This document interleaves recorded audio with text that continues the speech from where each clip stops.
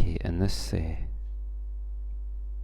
what we're going to do is we're going to have a look at word counts and how to determine how many words that you have either in your document or in your paragraph. Now there's a couple of ways you can do that. You can see how many words you have by looking down at the bottom left hand corner, and you see there's a bit that says words. So the document has 223 words. If we click on that, it brings up a dialog box that shows us the word count. It also tells us extra information such as the number of pages, words, characters, paragraphs, lines, etc. And we'll click close.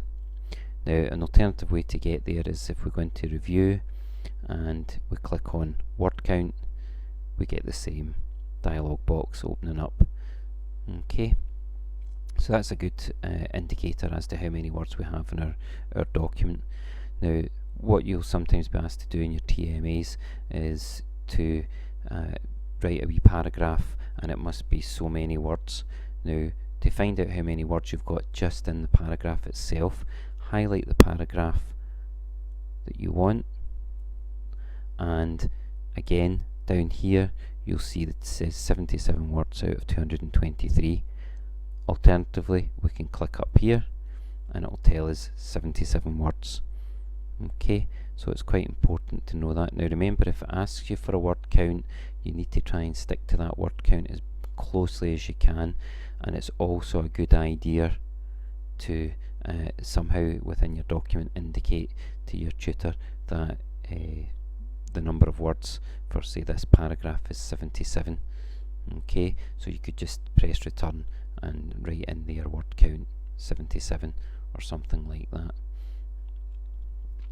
Now the next thing that we want to do within the document is it's very important that we keep the language appropriate to the country that we're in.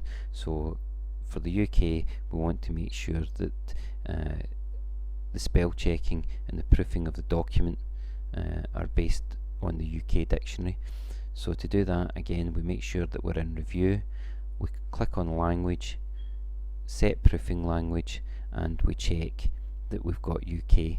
Now mine is already set to the UK by default. Should yours be set to American English, then all we need to do is go through the list here till we have found the appropriate version of English that we want, highlight it by clicking on it, set it as default, and click OK.